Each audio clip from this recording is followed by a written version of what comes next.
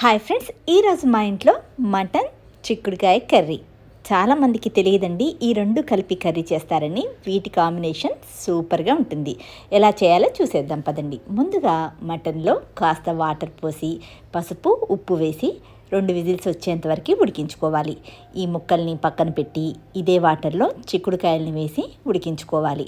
Friends, ఇలా mutton వాటర్లోని వీటిని ఉడికించడం వల్ల చిక్కుడుకాయకి మటన్ ఫ్లేవర్ అనేది బాగా పడుతుంది. బాండీలో ఆయిల్ వేసి ఉల్లిపాయ పచ్చిమిర్చి వేయాలి. పసుపు వేసి అల్లం వెల్లిపాయ వేసి వేగిన తర్వాత ఇందులో ఒక టమాటా వేస్తున్నాను. ఫ్రెండ్స్, పులుపు ఎక్కువ కావాలి అనుకునేవారు కాస్త ఎక్కువగా టమాటా యాడ్ చేసుకోండి. ఇది వేగిన తర్వాత మటన్ని వేసి 5 నిమిషాలు వేపుకున్న తర్వాత ఉడికించిన చిక్కుడుకాయ ముక్కల్ని ఇందులోకి వేసుకోవాలి. ఫ్రెండ్స్, ఇందులో వేసే మసాలాలు ధనియాలు, జీలకర్ర, మిరియాలు, ఇలాచీ, లవంగాలు, దాల్చిన చెక్క, జీడిపప్పు ఇదంతా కూడా బాగా వేపుకొని మెత్తగా పొడి చేసుకోవాలి.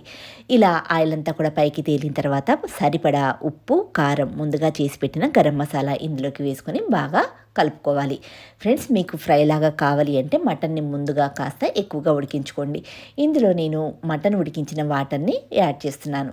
ఇదంతా కూడా దగ్గరికి వచ్చిన తర్వాత దీనిపైన కొత్తిమీర చల్లామంటే ఎంతో టేస్టీగా ఉండే మటన్ చిక్కుడుకాయ కర్రీ రెడీ అయిపోయినట్టే. ఫ్రెండ్స్, మీరు కూడా ఒకసారి తప్పకుండా ట్రై చేయండి. టేస్ట్ మీకు నచ్చితే కామెంట్లో తెలియచేయండి. ఇలా ఇదంతా కూడా దగ్గరికి వచ్చేంత వరకు ఉడికించుకోవడమే. ఫ్రెండ్స్, వీడియో మీకు నచ్చినట్టయితే ప్లీజ్ లైక్ చేయండి, షేర్ చేయండి, సబ్స్క్రైబ్ చేయడం అస్సలు మర్చిపోవద్దు. బాయ్ ఫ్రెండ్స్, మళ్ళీ వేరొక వీడియోలో కలుద్దాం.